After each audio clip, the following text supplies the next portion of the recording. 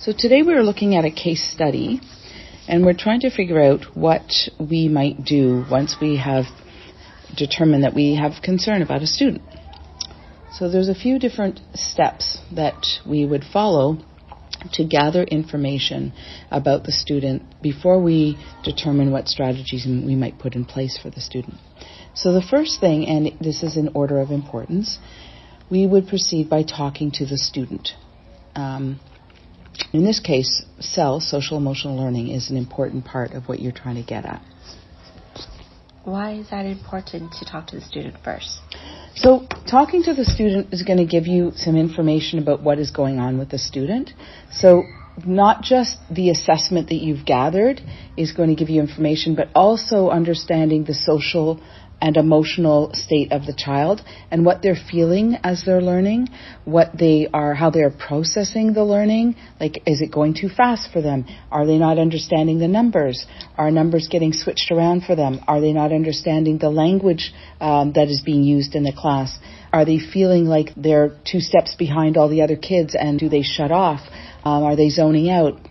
Are they being teased about how they learn? Like, all these things are helpful things to know in order to help support the child as a whole child and not just in the academic piece.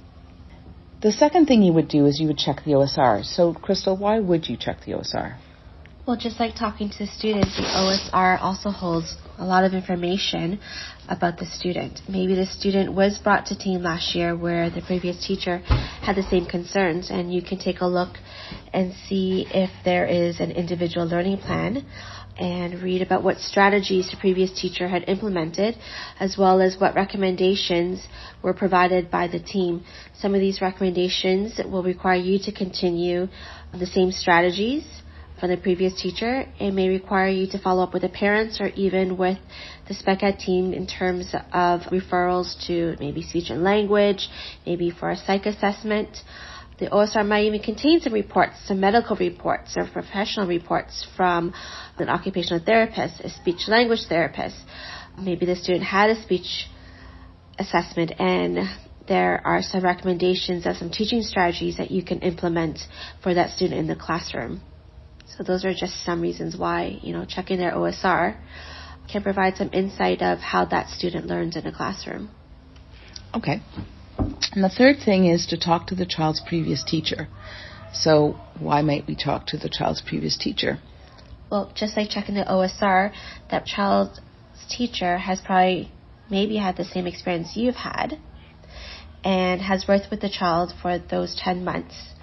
And may be able to share some insight on what works well in the classroom for that student and what doesn't work to avoid any more conflicts with that student or any more frustration that student may have in the classroom.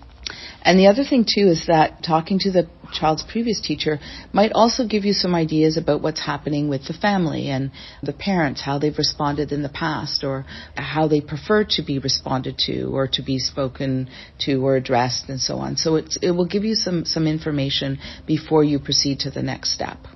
Yep, and it'll tell you maybe what strategies they were working on that you need to continue so that student continues to make the progress they were making at the end of the school year. Yeah. And the fourth step would be to speak to the parents. Now, in this case, it has already been done. However, in another scenario, this is where you would go to get more information, speaking to the parents. And speaking to the parents would be to find out strategies that they are implementing, or if they even know that these concerns are an issue, or they've been brought up before, or how you can partner with the parents to help devise a plan forward to support the child. It's also good to mention the strategies you've tried in the classroom with the student. And that way, the parents can see that you made an effort to get to know their child. You've spoken to the child. You know the child's interests and their strengths.